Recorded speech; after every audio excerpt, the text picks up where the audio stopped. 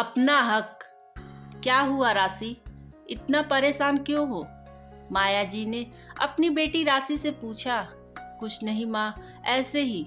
क्या हुआ, अपनी माँ को भी नहीं बताओगी? मंच पर जाने का तेरा नंबर आने वाला है और तुम यहाँ हैरान परेशान खड़ी है। माँ, इस डांस प्रतियोगिता के लिए मैंने जो डांस तैयार किया था वही डांस इस समय स्टेज पर सुनैना कर रही है। मेरी डांस टीचर जो सुनैना से पक्षपाती प्यार करती हैं, उसे जिताने के लिए मेरा डांस उसे दे दिया। अब मैं क्या करूं? 10 मिनट के समय में मैं दूसरा डांस कैसे सोचूं? आपको तो पता ही है मैंने इस प्रतियोगिता के लिए कितनी मेहनत की थी। अब तो मेरे जीतने के चांस खत्म ही समझो, कहकर राशि उदास होकर बैठ गई।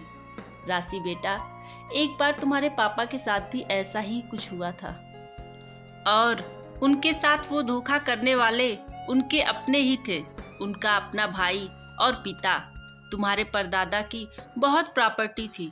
वसीयत के मुताबिक उनकी ये प्रॉपर्टी तेरे पापा और चाचा के बीच बराबर बनी थी, लेकिन तुम्हारे दादा का रुझान अपने छोटे बेटे की तरफ था।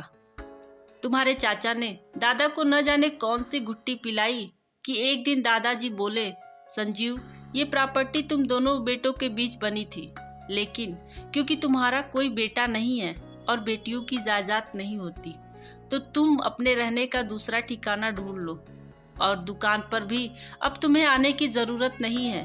तुम्हारे पिता ने अपने पिता की बात आंख मूंद कर मान ली और छोड़ने की तैयारी करने लगे।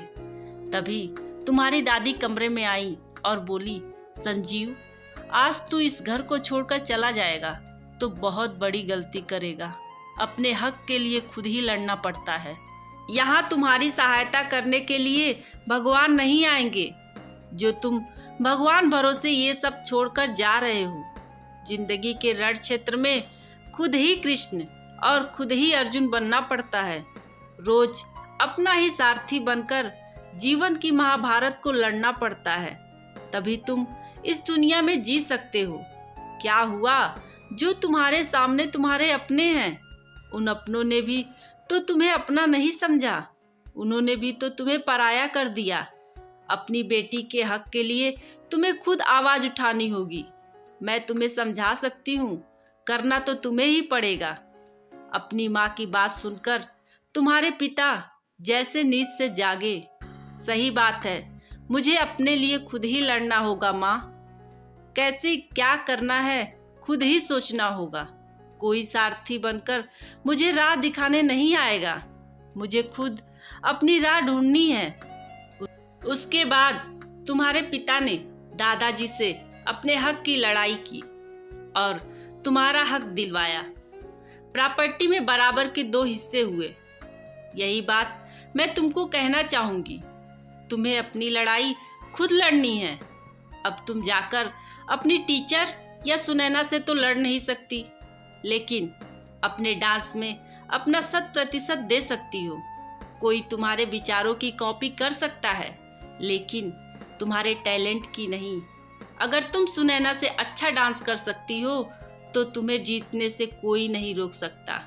बाकी तुम्हारी मर्जी है कि तुम सुनैना से मैदान में उतरे बिना हार मानकर बैठ जाओ। मैं तो केवल तुम्हें मोटिवेशन दे सकती हूँ, कहानियाँ सुना सकती हूँ। उन कहानियों और मोटिवेशन को अपनी जिंदगी में उतारना तुम्हारा काम है, क्योंकि कहानियाँ तो किताबों में लिखी जाती हैं और तुम यथार्थ के धरातल पर खड़ी हो। वो कहते हैं ना, आसमान को धरती पर लाने वाला चाहिए, झुकती नहीं है दुनिया, झुकाने वाला चाहिए। अपनी माँ की बात सुनकर राशि खड़ी हुई। माँ, आप सही कह रही हो। जिंदगी के रण में मुझे कृष्ण और अर्जुन खुद बनना है। मैं बेकार ही टीचर से उम्मीद लगाए बैठी थी। आज मेरे दिल में एक आग है जमाने को कुछ कर दिखाने की। अपना हक तो आज मैं लेकर रहूंगी। राशि का आत्मविश्वास देखकर माया जी ने उसके कंधे पर हाथ रखा और बाहर मंच के पास जाकर बैठ गई। थोड़ी देर में राशि का नंबर आया। उसने उसी डांस पर अपनी बेहतर प्रस्तुति दी। जज सुनैना और राशि से बोले, तुम दोनों का डांस एक सा क्यों है? सुनैना जल्दी से बोली, सर इसने मेरा डांस चुरा लिया। राशि बोली, सर आपने दोनों का डांस देखा, आप जज हैं और आप अच्छी तरह समझ सकते हैं डांस के हर स्टेप पर किसने कितनी मेहनत की है। उसके अलावा आप कास्टिंग भी चेक कर सकते हैं कि डांस के मुताबिक किसका कस्टम फिट है। निर्णय आपके हाथ में है और मुझे पूरा विश्वास है कि आप सही का साथ देंगे। धन्यवाद सर। उसके बाद जज बोले, हमें तुम्हारी सोच पर फक्र है। राशि के डांस में साफ पता लग रहा है कि सुनैना ने तुम्हारा डांस चुराया है, क्योंकि तुम्हारी स्टेप और मुद्राएं परफेक्ट थी। राशि आज की प्रतियोगिता की विजेता घोषित की जाती है और सुनैना आज के बाद तुम किसी प्रतियोगिता में भाग नहीं ले सकती। जज की बात सुनकर राशि बहुत खुश हुई। आज उसने कृष्ण और अर्जुन बनकर अपना हक पा लिया था। माया जी दर्शकों के बीच में बैठी बहुत खुश थी। आज उन्होंने अपनी बेटी को कृष्ण और अर्जुन बनने का रास्ता दिखा दिया था। वाकिफ कहाँ जमाना हमारी उड़ान से, वो और थे जो हार गए आसमान से। दोस्तों, अगर ये कहानी आपको अच्छी लगी हो तो लाइक शेयर करें और कमेंट में ज़रूर बताएं। और अगर चैनल पर नए हैं तो सब्सक्राइब जरूर करें। धन्यवाद।